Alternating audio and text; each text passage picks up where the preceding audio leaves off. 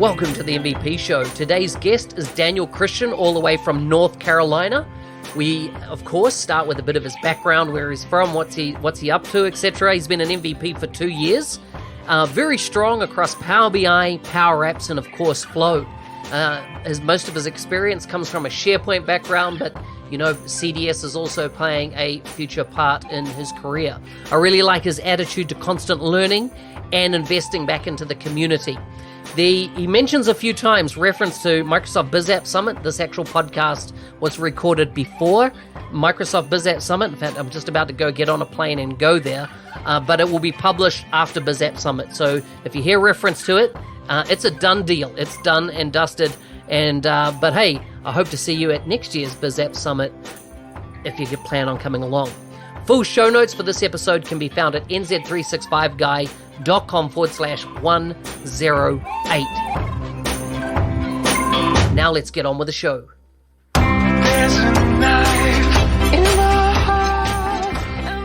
Daniel, welcome to the MVP Show. Hey, I am so excited to be here. And just for everybody who knows, I'm Daniel Christian. I'm a Microsoft MVP on the Business Solutions. And I am just super stoked to talk to the NZ365 guy. Thanks, man. It's I always enjoy these podcasts, and that, you know, particularly with the newer MVPs. I think you've been an MVP, coming up 2 years, is it? Yeah, exactly. Yeah, 2 years. Yeah. Feels like just yesterday, though. So I just find it so great to, you know, get to know you a bit better personally, and of course, those that are listening also will go on this experience of me finding out about you. So it should be fun. So Daniel, what part of the world do you come from? Where do you hail from? Where do you live? That type of thing. Sure. So I was born and raised, at least for the first 17 years of my life, in when I left, it was called Bombay, India. It has changed to Mumbai, and I lived on the outside of that city. I was 17. I moved to U.S. and then kind of moved around a little bit. First stop was actually Dallas, Texas. Stayed there for only about 6 months, and then spent a good portion of my life in, of all the places, actually was Wichita, Kansas. The only time you actually hear the term Wichita, Kansas is in the movie Tornado. That's, you know, when we're going through and the term Wichita shows up on the map over there. That's the only other time people actually know about Wichita, Kansas. It was a small town. It was a bit of a change because Mumbai had a population of 14 million at that time, and then Wichita only had 900,000. But it was a good city to kind of, you know, get settled and just get familiar with the different culture. But I was there for almost 10 years. You know, graduated from Wichita State University. Did my bachelor's degree in computer engineering. I graduated back in 2005, and I was actually pursuing to be a medical in the field of medicine, actually to be a doctor. But that didn't turn out well. And on the hindsight, it's actually a good thing, right? Because I wouldn't be here talking to you. Then moved to Charlotte, North Carolina, and I'm here for almost 9 years now. Actually getting close to 10 years. And I love this, the city and the state that we live in, you know, pretty much 3 hours from everywhere, 3 hours from the ocean, 3 hours from the mountains. I have been part of so many communities over here, which is one of the passions that I have is, not only just to, you know, keep serving the community, but you also learn from the community. And, so over here, I'm one of the organizers of the SharePoint user group. Also, you know, it's kind of a collaboration of not just SharePoint, but SharePoint Teams, the Power Platform, and became an MVP 2 years ago. In fact, there were 2 people who nominated me. One was actually from the product group, and that was, you know, because I just had passion for the entire Power Platform, because I don't just stick to one, which is the PowerApps or the Flow or the Power BI. I stick to all 3 of them because they collaborate so well. So what do you call all 3? You're concluding Power BI? Correct. So Power BI, as we call the big brother, that was one of the first things that I really got interested in. That's just because I come from, you know, leveraging the SQL reporting services, using the SQL report builder, switched over to Tableau for a few years. And then when I got my hands on Power BI, I said, wow, this is like a miracle that's happened, because the pricing was so good. And switching over from Tableau to Power BI was so much easier because, the expressions are pretty much the same, what we call as DAX queries.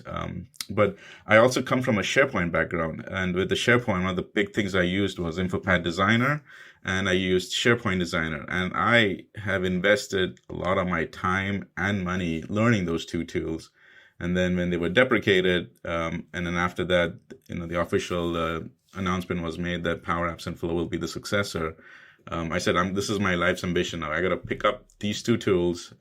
And one of the things is, and I always tell people, the only constant in technology is change. So you've got to adopt these new features. And but I'll tell you, I'll be honest.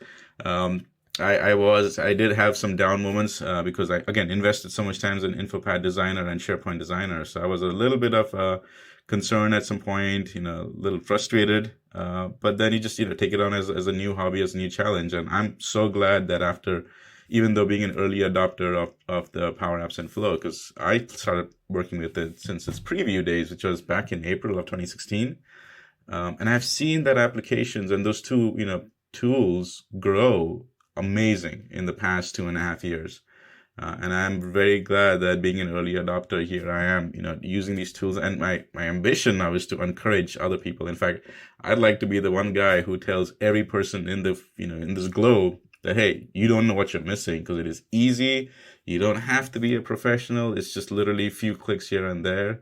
And that's what I do. I just have a passion for it. Awesome. So tell me, you've obviously been on a journey with the technology, and whether from back in Project Sienna days and its transition through with PowerApps, and a lot of it started, if you like, in the 0365 kind of part of Microsoft, and now we've seen it in the last 18 months to 2 years totally transition over to being part of the Microsoft business applications. Were you a SharePoint MVP first and then you became a Biz App, or have you been a Biz App MVP from day one? I have been a Biz App MVP for day one. Okay. And Audrey Gordon, she was actually the one who nominated me. And then there were another MVP, he was an MVP for almost like 20 years. They nominated me, and just as a slight segue, is one of the things I tell other people who are aspiring to be MVPs is that if you try to become an MVP, you will never become one. That should not be your goal. And so I just had a passion for these platforms. My initial goal was I need to see how I can start switching over from InfoPad Designer and SharePoint Designer to PowerApps and Flow. And that was my big goal. And then I started blogging heavily on it. I got really connected to the three communities: the PowerApps, the Power users, the Flow users, and the Power BI users. Those three communities have helped me so much that I just feel it's my turn to pay back, which is why I blog once a month. I put up all my vlogs over there on those communities, and in addition to the blogs and the videos, I just upload my apps over there. So you can go ahead and download that MSAPP files and just do that. So, but yeah, it was all it. I came in from the Biz App side over there, but now with all these connectors and everything available, I hit all the platforms. And my new, it's been about a year now, passion has been leveraging the AI and the machine learning using cognitive services. Because I love to make things easier, and cognitive services, especially with the speech and the text and the OCR, really does help you take all the moderation piece and the tagging and all of that to the next level. And Flow and PowerApps makes things so much easier because they've got these connectors and they've got all of these tools in it to just help you take it to the next level. So it's not a job; it is a fun hobby. That's what I'll tell you. Yeah, so good. So, I've been in Biz Apps myself for some time, and I've always come from, what under PowerApps we would call the common data model side of things. And your experience, I take it, is more on the Canvas app side of things. What do you think of Microsoft's journey in this space? I do like the fact that they are narrowing the gap more and more on a monthly basis. I that's the one thing that I like. I'll be honest, I would say about 6 months ago, I was a little concerned because I kept seeing, and to this day, some people have that same concern too, is when something comes out, any new feature comes out, the first thing it is, it is geared towards is the common data services, the CDSs and the entities over there. Any new feature comes out, it says, oh, and this is available for the entities, which is great. But not everybody is buying that license over there. And honestly, not everybody can afford that license over there. But there's a lot of us who have actually made that very clear. And what I like the fact is that do all the new features, let them come out on the CDS side and then eventually make them available for these other connectors as well. Popular ones. I mean, the top two I've always seen are always the Azure SQL. I've always seen it for SharePoint as well. Excel specifically in OneDrive or another one of those. So those are the common ones that I'm seeing being used a lot. And the Power Platform group, they are listening. One of my personal favorite features of their personality as a whole is that these guys listen and they give you feedback. They've got a plan, so obviously they've got to work with whatever their plan is, but they listen. And we are able to leverage them at these events that come up. Go walk up and talk to them because these guys listen, and so that's what when we tell them is that any Dynamics 365 licensing people, they've already got the CDS. Great, they can go ahead and leverage that. But I've also worked with Dynamics 365 people who say that the backend is already ready. They've got the model-driven apps. They've already got their entire process figured out, but they still want to use the front-end Canvas app, especially for those people who are on the road. All they need is to, pick up their smartphones, open up the mobile app, and start putting in entry over there. Well, then Canvas apps works well for them too. So at the product groups, especially as a whole, the Power Platform people, are well aware of this, and specifically on the Power App side, I like the direction that they're trying to narrow. Put the two together, the Canvas apps and the product apps and the model-driven apps, but they are still going to be available, and that kind of makes me happy because my personal passion is towards Canvas apps. But the flexibility to have the Canvas apps with the backend as common data services, such that still common data service entity can be leveraged on the model-driven apps, such that two of them are talking to the same thing, is perfect for this day and age, because there's office people and then there are those who are on the road, and both of them are tying into the same entity, and that really is a really good plan, and I'm excited about that. So what advice would you have for folks that have a strong, if you like, SharePoint background, and they're wanting to also, understand what does CDS mean, Azure Data Lakes, how does this all come together and kind of make it possible to build probably solutions that are, quite extensible and can plug into a range of things.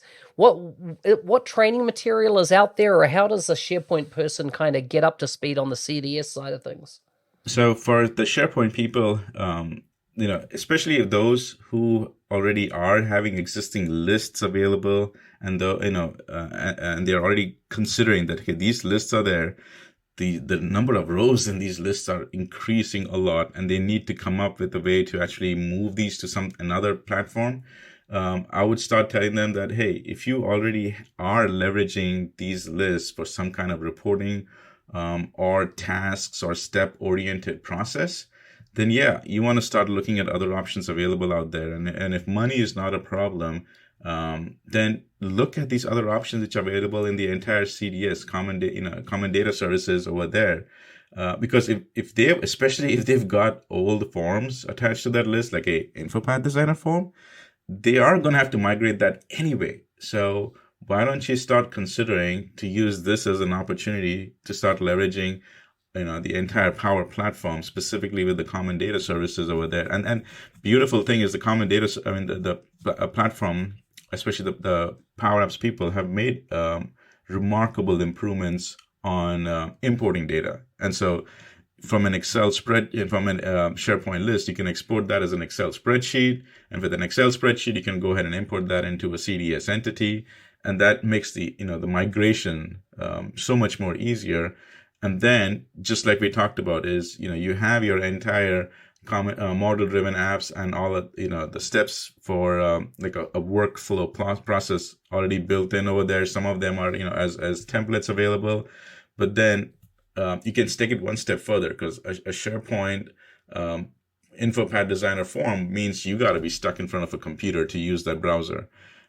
Now, with the Common Data Service as your backend, you can leverage PowerApps with the Canvas app, build an app, a mobile app, and just like we talked about, both from the Canvas-driven app for simple inputs or just viewing the data is talking to the CDS entity, and the same thing for model-driven apps and the people who are, the office people who are crunching those numbers and constantly keeping track of all of these projects that are going on or invoices or whatever. They still have the desktop features available over there. So my bottom line is, if you're a SharePoint person, specifically with these InfoPad designer type of forms, and they are already having performance problems, and they just overbuilt something over there, and I completely understand that, because I am one of those people. At that time, that was all the options I had, and so. And at some point, money was a problem. That's all I had financing for. But things have changed. Costs have, become a lot more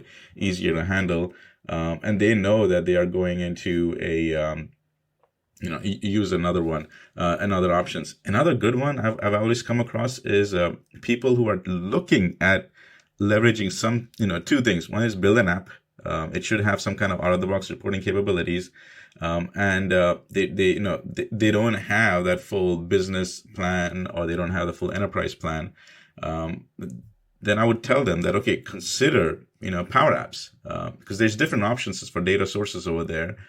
You don't have to have the entire enterprise licenses, because I'll be honest, I've actually come across a few people who were heavy on Google users on the Google, plan over there.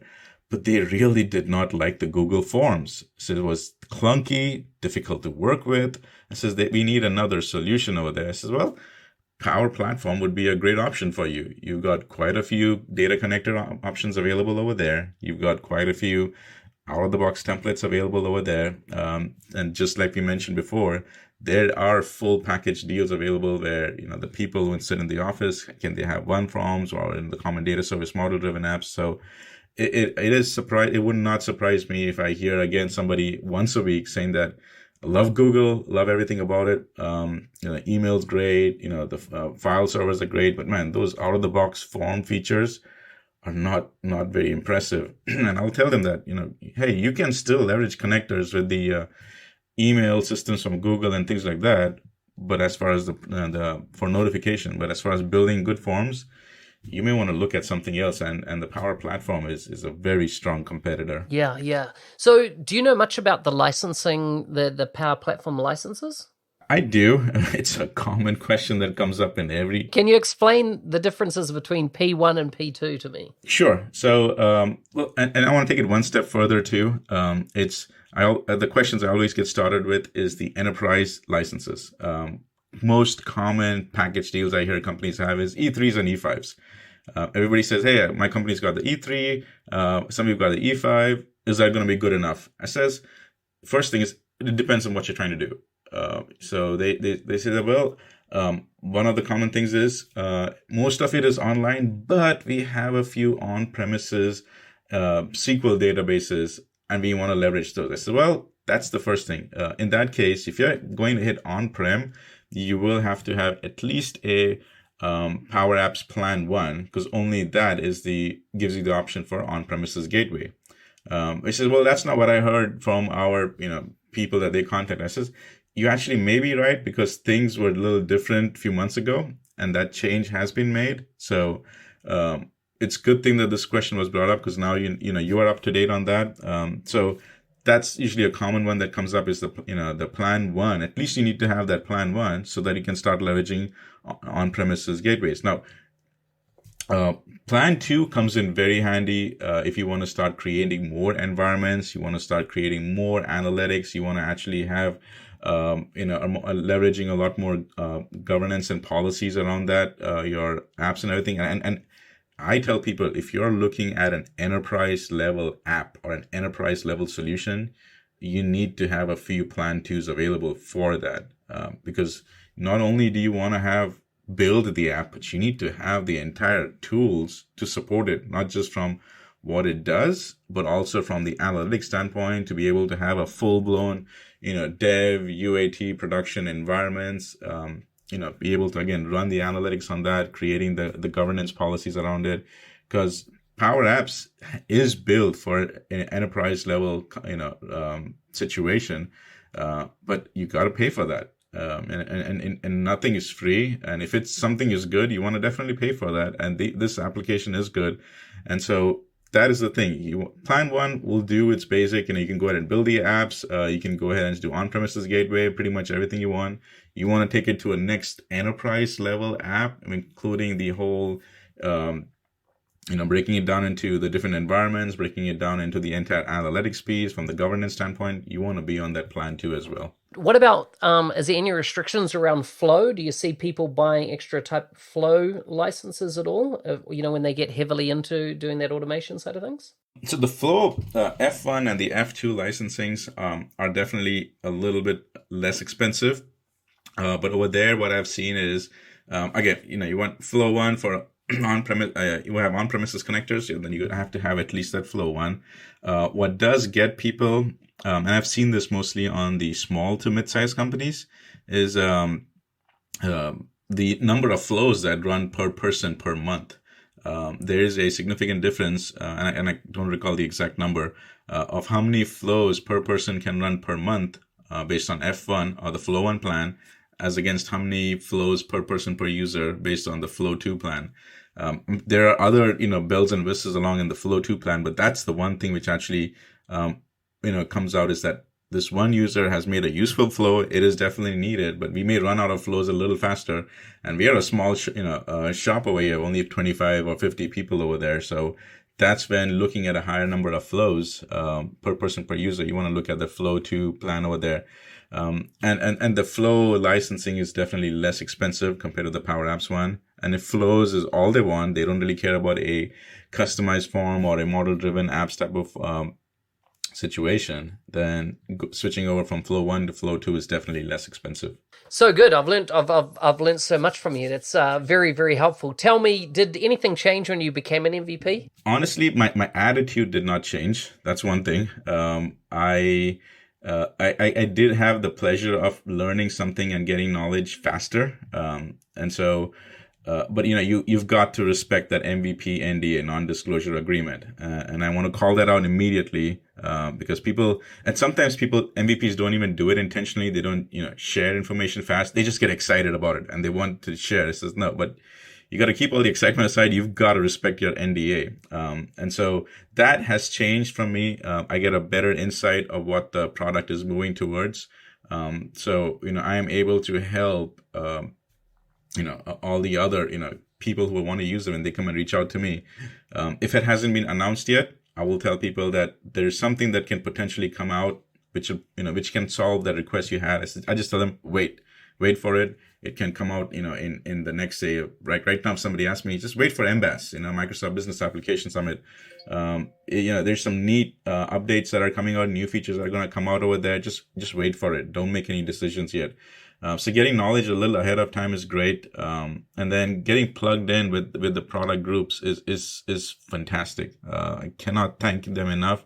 I'll give you an example. There was a at the SharePoint conference when I spoke, one of the demos I was doing for the social media communications. I had a little issue with the connector, and I was able to reach out to these guys and say that, hey, I'm demoing your product. I want to have some, share your excitement with these guys. Can you help me with this one thing? And, few people I reached out to, and they were able to help me get in touch with the right person. And I, was able to get that situation solved. And as a repayment, I will blog about it. So, I blog about it in deep dive so that, that way everybody else can see how that same problem was solved over there. So having that type of connections is great. Keeping in touch with these communities is great. I get to share all the fun things that I learn with. My most common blogs are in the Power Users community over there. Once a month I blog. That's the routine I keep up with. On the and able to represent from the MVP side over there. But the MVPs, again, I tell people this is that I became an MVP, 2 years ago, but I never let that get into my head. I am still a very people and oriented person. I honestly, I still geek out when I see other MVPs, like I look at, say, man, I learned so much from this person over there. And I completely forget that I'm an MVP because I just, geek out over there. So I tell people that being an MVP is great, but let that not be your single motivation to be one. And like, always be humble, because the MVPs are for the people. They are by by Microsoft or another fellow MVP is the only one who can nominate you. But your single most ambition as a Microsoft MVP needs to be that you need to help, and based on whatever platform that you want to focus on or things like that, it has to repay it back to the community. Daniel, we've been talking already for 25 minutes, and so we're almost on time. I always like to wrap up with a few end questions. I've definitely learned a lot from you today already. But tell me, how do you stay organized? What productivity tools do you use to stay organized? So there's a few things. Key thing is that, stay plugged into the community. So there's a few things that I personally do. On social media, there are quite a few people and, product group, on Twitter, say the Twitter handles and things like that. You want to follow key people over there, because the social media is now the fastest way to share information. That's one thing. Be plugged into communities. So I specialize on the Power Platform, and the data services that I like are SharePoint and things like that. So they have their own. SharePoint has a very powerful tech community over there. Get plugged into that as well and keep up with all of those things. I love also that many of these big conferences that come up, like the SharePoint one that just was there recently in May. Next week we're going to have MBAS. I love that many of these communities now have the opening day posted or available through a webinar. Attend it. I mean, I understand that people are still working, but it's completely fine to have another laptop or another device just plugged in, and you're able to just continue to do your job. But just hear these webinars that are going on over there. You've got a question, ask it in these communities. Definitely help over there, whether you're in the power users or the flow or in the Power BI platforms or the tech communities. Ask questions over there, because they have people who answer on that. And then personal thing which I do is, I'm a very self-taught person. I don't go and tell the companies I work for is that, oh, I can't do this because you never taught me or you never gave me the time to do that. We live in a day and age where there is always competition, and I always believe that if you can't do your job, there are 10 other people who can do it. So you need to be a self-taught person, and self-taught person takes your own time, takes your own money sometimes. So yeah, be there, learn, always be a learning person. And, just be excited about these new things. Keep up with technology, be excited about new things. And I tell people again, we live in a day and age where the only constant in technology is change, and adopt that. Don't spend too much time getting frustrated about changes coming in, which is going to take things difficult. Look at the big picture, adopt it, and just move forward. And just be, always excited to learn new things. Yeah, very good. Daniel, it's been great having you on the show. If people want to connect with you online, where can they find you? The best way actually would be on social media. So LinkedIn is a great place. Just go to LinkedIn and search for that. Daniel Christian over there, or Daniel Christian MVP. I am pretty active on Twitter. My Twitter handle is dchristian19. I also have a great YouTube channel. So I just tell people on YouTube, go ahead and just search for Daniel Christian PowerApps, and the first pop-up will be me. Go ahead and subscribe for my channel, because every month I release a new video over there. So in one of these three places, go ahead and you'll definitely find me. I respond very fast in all of them. I'm constantly answering questions on Twitter, constantly answering questions on LinkedIn. And I'm one of the guys where people will, when I post a video and they're answering questions, I will respond to the questions, because that's part of my daily task. I actually have a task assigned for myself. Every day I go to my YouTube and I look at the comments which have been added, and I will answer to my comments over there. So either one of these three, there's a great place to connect with me.